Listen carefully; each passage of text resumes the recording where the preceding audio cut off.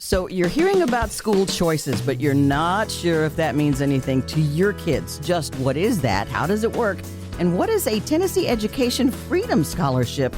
And is your child eligible for some of that money? Today we're going to find out. I'm Anna Marie De La Vega. This is Focus, and we're talking to Shelby Doyle, Senior Vice President of Policy and International Partnerships at the National School Choice Awareness Foundation. Welcome, Shelby. Thanks so much for having me. Now, Shelby has dedicated her career to providing parents across the U.S. with access to unbiased information designed to help them navigate the school choice options for their children. So let's dig in right in. Where do you want to start, Shelby? Yeah, there's a lot to talk about if you're a parent in Nashville and you're thinking about school options for next year. One of the things that I like to do to just give people context is talk about what I mean when I say school choice, because that can be already a debatable definition. When I say school choice, I'm talking about options within the public and private sectors. So we're talking about open enrollment in your district school. We're talking about charter schools, magnet schools, private schools with or without state funding, homeschooling, online learning, and also non-traditional options like microschools. That's a long list. It's a lot to get into, and it's a lot to consider as a parent when you're thinking about schools this time of year. Yeah. Before, you would get a letter and you were in this school district, and this is where your kid goes, and here's how they catch the bus or whatever. Where do we start with school choices? Where do we begin to know what we need to narrow things down to? Sure. So I'll start where most parents start, which is looking in the public system. So that's really where we find that the majority of parents at least start their search. And that can look like, especially in Metro Nashville public schools, there's a lot of options than MNPS. And that application window is something that is pretty well managed. There's a common application portal to any of the optional schools within the Metro Nashville Public School District. You can apply one time, rank your choices, get more information about what's available to you. So of course, there's the school closest to your house, but there's all sorts of other things that Metro Nashville schools run. And those can include magnet schools, which are public schools. So they're free to attend for students. You may have heard of Hume Fogg. That's an example of a magnet school. But there's also within the public system, charter schools. Charter schools are a little bit different from your district schools or your magnet schools, and I'll explain how. So charter schools are funded by state funding. They're free and open to the public. That's what makes them a public charter school. Okay. But they do things a little bit differently. They typically have more flexibility in how they structure their day, curriculum. They're able to have a focus. So a lot of them are focused on college preparation, for instance, or there may be one that's focused on outside learning, or something that's a career-focused academy. And so they are differentiated and kind of more niche options as opposed to like a comprehensive high school or middle school that you might be thinking of. And a charter school is what we were just talking about. Yes. Possibly more focused. That's a charter school, yes. Okay. And so they tend to have like a strong school culture, and it's, not one size fits all. There's all sorts of different charter schools out there. There's an organization in town called the Nashville Incubator that starts some of these. There's lots of them that have been in town for a long time, and they're sprinkled all over the Metro Nashville area. So that's what a charter school is. Right. And again, those are free to attend.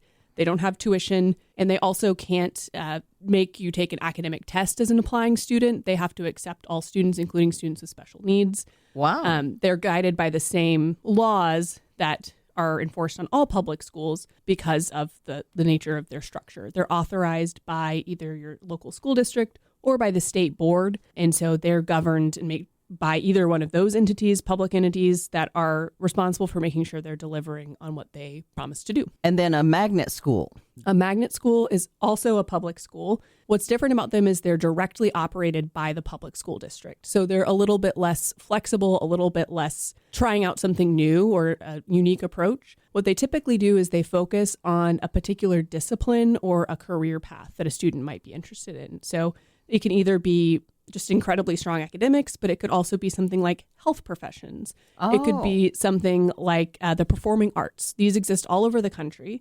They're operated by your public school district, and they are really designed to bring students from across a metro area together who have a passion or an aptitude to really push each other to the next level. That's of the idea behind a magnet school. Well, that makes sense. If you're the only one and you're the outcast, or I'm the little weirdo that likes this and none of my people that I go to school with does, that makes sense. You have an entire community. You have a tribe. Exactly. Yeah, that's the idea. And these were started actually a long time ago during the movement to integrate America's public schools. The idea was to bring really talented students from all sorts of demographics and backgrounds when America was even more segregated than it is now, Yeah. and bring that cohesion together, bring really talented students together so they had opportunities also for those social connections based on that common interest, which we know can be helpful. You said even more segregated than they are now because there is still that. There is still that. We do have a strong system of public schools in this country. They are integrated, but in actuality, of course, they often reflect the places and cities that they're located. Yeah. And we all know that cities are not, perfectly distributed neighborhoods by socioeconomic status, by race, by all of those things. And so oftentimes, there's a huge difference in your neighborhood public school depending on where you happen to live in a city. Yes. I think we all have seen that. Exactly. It tends to be kids who are in that area, and they might be in that area because of the, what did you call it, the socioeconomic status Exactly. of the family. Okay, so school choices means we get to just choose from those options? Yes. And so those are the options on the public side of things. There's a whole other part of the conversation we haven't even gotten to yet, which is things outside of the public system that are also part of your school choice options. Like what? So like Here we go. like private schools, folks, of course, know that private schools exist. Tennessee has a lot of private schools. Tennessee has actually one of the more complicated systems in the country for overseeing its private schools. There's 5 categories of types of private schools here, which I won't get in the weeds on because it's a little dry. But what I will say is within the private school system, there are all sorts of options that people might not immediately think of. If you didn't attend private school, or maybe you did, you might think of, $30,000 a year plaid skirt, Ivy League style. That's what a private school is. Of course, those options exist in the private school market, but there's actually quite a lot of affordable private schools out there that are much more in that like $8,000 to $12,000 annual tuition range that folks don't necessarily know about. And in addition to just the general private school landscape, Tennessee has 3 different private school choice programs, which give families funding if they want to choose a private school. And that is, 2 of those are new in the last several years. And one of the things a lot of families don't know is that those programs exist, or if they do generally know they exist, it's a little opaque to them how they work or whether they're eligible and how they would go about participating in them. So I love telling people how they work. Well, let's just do that. So there's 3 programs. I'll start with, there's an education savings account program for students who have an IEP or individualized education plan, which typically refers to students who are involved in special education in some way. So that is designed for students who are not being able to be effectively served in their current school with those needs that they have. Yeah. And so it's funding for those families to be able to choose either an unbundled option where they're kind of directly managing those students' learning needs themselves at home or with a few different providers, or attending a private school that's designed and set up to serve those kinds of students. Oh, wow. That's the oldest private school choice program in the state. And that is only available if you have a student that does have an IEP. There's also 2 newer programs which are similar but different, and this is where it can get hard to follow. So several years ago, Tennessee passed its first education savings account that was open to the general student population, but it was specific to a couple of different areas in the state. So it was here in Davidson County, in Memphis, and then also in the eastern part of the state, in like 3 big counties. Yeah. And so I think folks know that that exists. It's designed for students who are currently in the public school system or who are entering the kindergarten grade for the first time. So that is a part of the eligibility. If you have not previously attended public schools in the state, or you're not entering school for the first time, it's unlikely that you would be eligible for it unless you're a previous participant in the program. Okay. But that was designed for those large urban areas, and it was designed specifically based on family household income. So it was for students who were coming from families who were certainly not going to be able to afford a private school tuition on their own. And so that funding is close to $10,000 a year.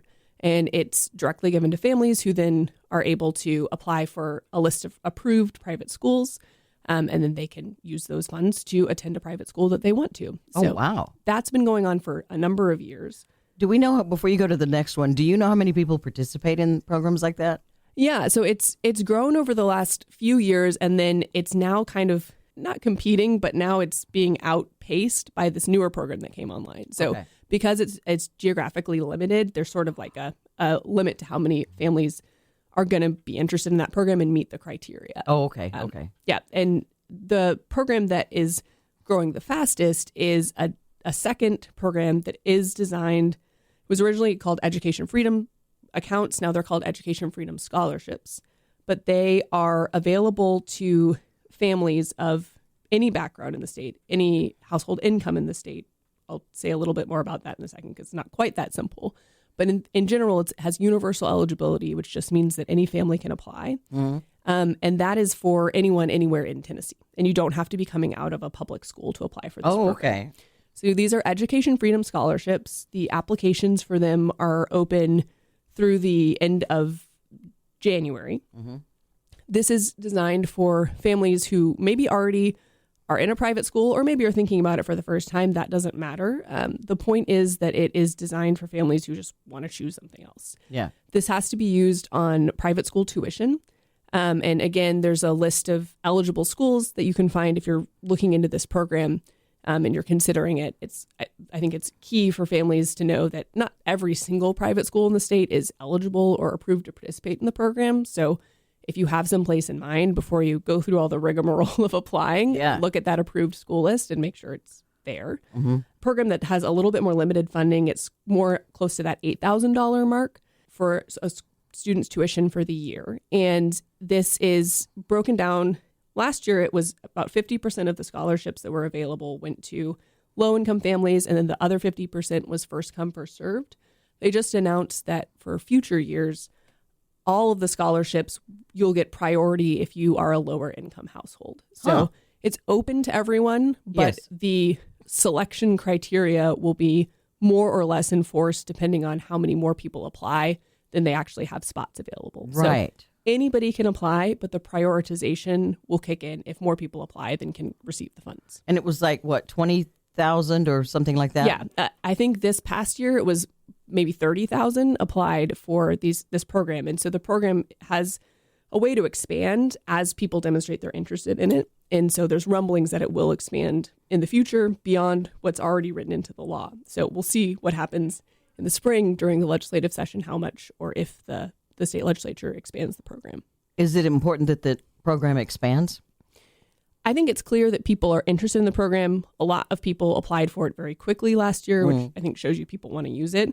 But at the same time, there is a lot of conversation going on right now about how to make sure families can actually thrive in it, because it's one thing to receive the scholarship dollars, but it's also really important for families to be able to then easily use them at schools, to be able to have good customer service if they run into issues. And so that's been, a good start for the program, but there's ways to improve. And I'm excited to see what's going to happen with that this year, because just as important as having access to funds is having the ability to actually use them effectively and have a good experience in the program. Mm-hmm. And that's been a challenge in really every place that we've seen private school choice expand. We're talking about all of a sudden serving tens of thousands of families with this whole new, portal and reimbursement process and connecting them with schools. And it's a huge lift. Yeah. And so states definitely learn a lot in the first couple of years of the program and get better at how to do it.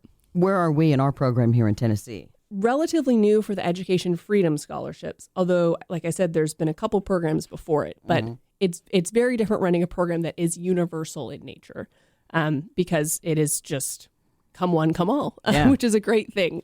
But it also presents a lot of difficulty in just making sure you're prioritizing applications correctly, serving a high volume of people well, just having enough people to answer questions. Because no matter how straightforward a process is, right, there's going to be people who get stuck and they just need to talk to somebody and ask a question. And so all of that is really important too. Have funding cuts and different aspects affected our school choices, and it affected the things that are available for parents of students? Right now, I would say no. So we saw when this Education Freedom Scholarship program was passed, that came with more funds going into public schools as well. Right now, we've been able to kind of afford and support all of the things that we care about in terms of Tennessee schools. I think a big thing that's going to happen in the next few years, maybe the next 10 years, is we're seeing big demographic shifts across the country. People are just having fewer kids than they used to. That's just a fact of life. Yeah. And especially, my generation as a millennial, we built a lot of big school buildings for a really big generation of kids. Right. And then the generations behind us are unlikely to be quite as large. And then you also have more options beyond your neighborhood public schools. So there's this whole shift happening in terms of what people actually want in terms of the schooling available to their kids and how many kids need to be schooled.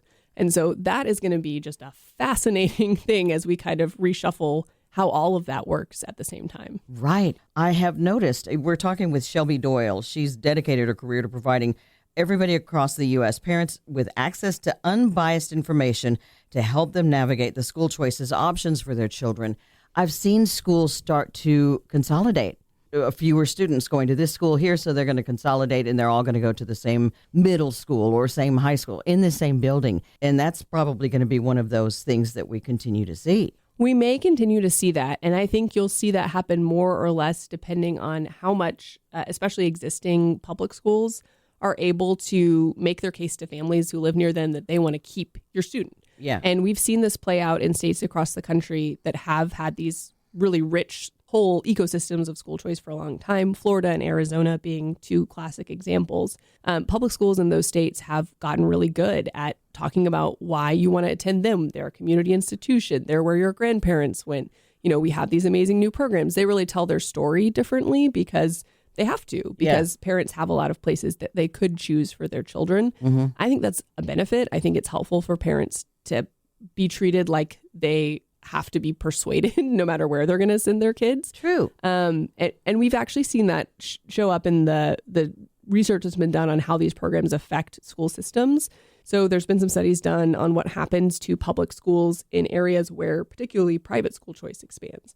And what's interesting is that we see those public schools and the students in those public schools actually grow in quality, what they're receiving in terms of their education, because I think of that competitive effect that the whole ecosystem now has. Right. So even if you are in an area where you love your public school, you're not thinking about switching it, having some of those students in your public school potentially using a private school choice program could actually benefit your school and make it better overall.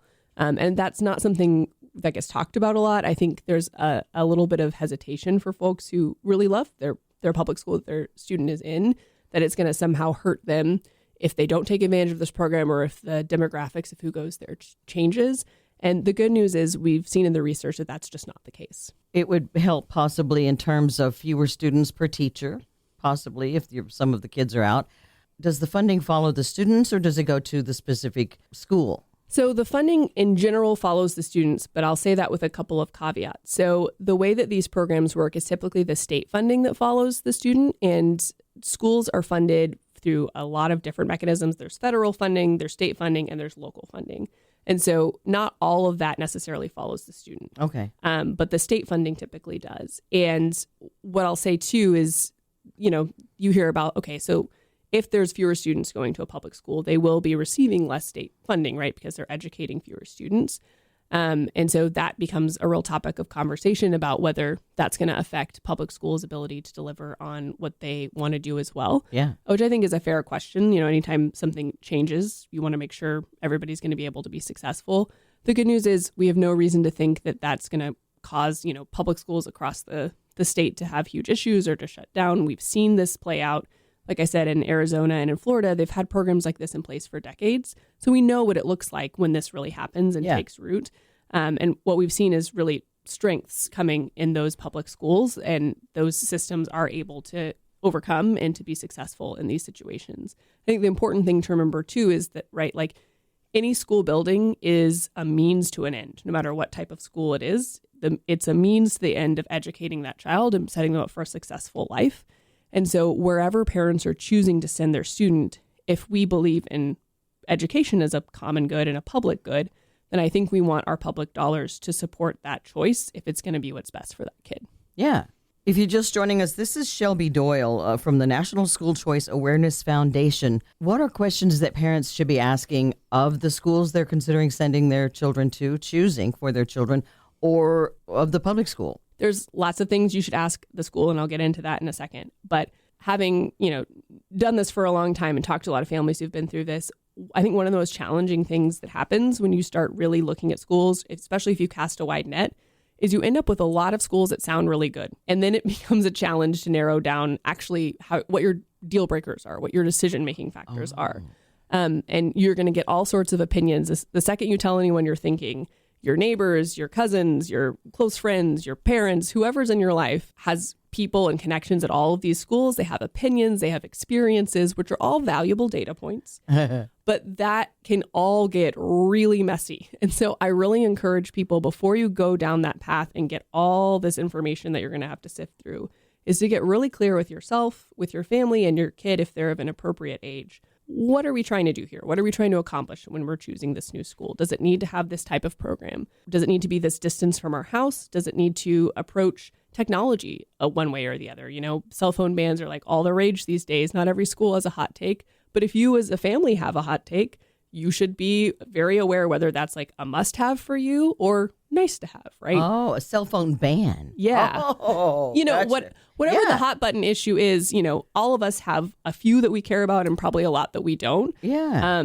But being really crystal clear on like, what's the must-haves? What are the nice-to-haves?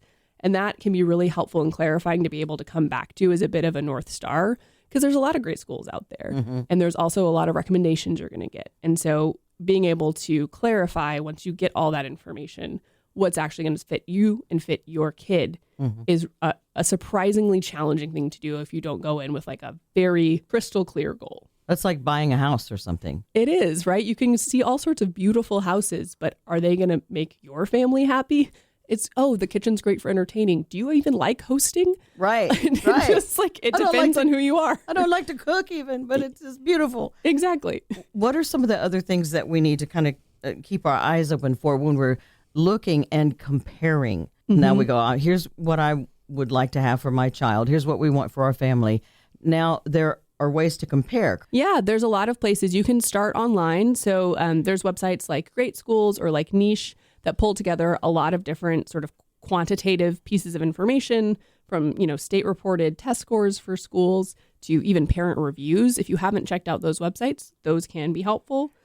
What I'll say is I actually like to, once you have a sense of what schools you might be interested in, the more time you can spend actually physically visiting and touring schools, the better. Of course, that's a big lift logistically if you have two working parents and school tours are, you know, perfectly in the middle of the workday. I understand it's a challenge, but lots of schools do evening or weekend open houses, especially during this time of the year, because it is enrollment season. They're recruiting families and they realize that a lot of us are dual working households. Yeah.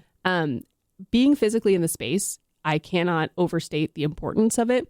There's just nothing like getting a sense of like who these people are and how it feels to be in that building every day. Your child's going to be spending so much time there. You want it not to just sound good on paper, but actually be a place that you feel good about. And you're going to get very different answers out of somebody's mouth in person for the same questions instead of emailing it over. Like, wait, what? Like, give me an idea. That's great. So, you know, like maybe you want to ask about like how is safety handled at the school? Like being able to, you know, go see like, here's our security office. Would you like to meet the two gentlemen who are on duty right now? And here's the way that they're able to see the parking lot, for instance. You just get a much deeper understanding because a lot of people know what the right answers are to a lot of these questions. But being able to physically see them walk you through it tells you how much energy and time they think about these things. And how much everyone is on the same team and the same page about those in person. I always like to see, you know, it's easier to like write something back in an email that you know is going to sound good. I want to see you walk the walk a little bit as you go through it. Oh, nice. Yes, because I have a friend who lives in an apartment in a gated community, and that looks great on paper. However, the gate is almost always broken. Or people can follow the next car in front of them and get into the apartment complex. Exactly. And you know, safety obviously is like not a fun topic, but it is top of mind for parents, especially now, especially here with what the city has been through. And it's totally reasonable to ask questions about it and totally reasonable to want to see what that actually looks like in person. I think that is very fair. So in terms of other things I would ask about, you know, like I said, everybody has kind of different values, but main things that come up that we hear from people about a lot is school safety is a big one. Also, how problems, either academic or discipline-wise, are handled at the school. People want very different things when it comes to how, like, performance or behavioral issues are handled. Some people want their student to be in like a very strict environment that really has high expectations. Some people want a lot of understanding and support for their students if they're struggling. Those are two pretty different school cultures. If you don't know which one it is, or if you haven't asked and sort of shared what you're looking for, that mismatch can be a big problem. Mm-hmm. And so that's one thing to ask about is, if you know that your student struggles with one thing or another, just being kind of transparent is, I think, really wise. And sometimes people in the school search process want to put their best foot forward and make it sound like, their student's never done anything wrong in their life. Yeah. And I totally get that. But at the same time, if you can't be honest about who your student really is in the search and application process, then it's unlikely that it's going to be a long-term successful fit, right? Right. It's going to come up. So can I ask you, Shelby, do you have kids? I do. I have a toddler and I have another baby on the way in February. What are you doing in advance before the toddler even reaches school age? You, the Senior Vice President of Policy and International Partnerships at the National School Choice Awareness Foundation. What are you doing? Two things I'm doing. Number one, I am paying a lot of attention to what I see bringing out the best in my son now. I really do believe what I say about every student being different. And so I live near some great schools, both public and private. I'm aware of those. I'm keeping an eye on how they do things, but I don't have the answer yet about where I'm going to send him. He's 2. Right. Yeah. And so it's going to take a little time for me to see him as he grows and develops and see where he's going to want to be. A couple of things I know so far, he is an extrovert and he likes being out of the house. Do I think we're going to end up homeschooling him? Probably not. And then number two, I'm thinking a lot about whether the schools that I want to send him to long-term exist here, or whether I need to be talking to folks who are starting new schools right now or scaling up new schools right now and seeing what I can do to help. I live in East Nashville. It's full of young families, which is something that we love about it. But there's also like a lot of energy and interest in setting up some non-traditional school options that don't exist there right now. And so, not everybody has time to spend a lot of time and energy on that. But it's something I'm passionate about, and I'm trying to stay open and trying to stay helpful in folks who are starting new things, because I think the more different flowers bloom, the more likely it is that there's going to be a place I'm really excited to send him. And I already feel great about our options, but I'm also interested to see if anyone comes up with something that just makes my heart sing for him. So I'm excited. That's beautiful. Is there some place that parents can go, because you are very dialed into how my son acts, what he reacts to, how he reacts positively to? Is there some place parents can go to give themselves kind of some sort of an education on what to look for to determine what kind of kid is my child and what does he or she need? That's a good question. I don't have a great resource for kind of dialing that in terms of your assessment of your child individually. The closest thing that comes to mind for me on our resources we have for parents that our nonprofit puts together, which is on myschoolchoice.com, we have a family priorities quiz, which is designed to do some of what I was talking about in terms of kind of clarifying your goal. I think it's helpful because there's the forcing function of a quiz, especially for taking it as a family. Everybody has to get really on the same page to rate something high or low priority, and that can be a good conversation starter. Yeah. But it kind of gives you like, here are the things you guys said is important. Here's the stuff you said you could live with or without. That I think can be a helpful quiz. And then when it comes to thinking about your own kid, the one thing we know as kids grow up is like change is constant. Yeah.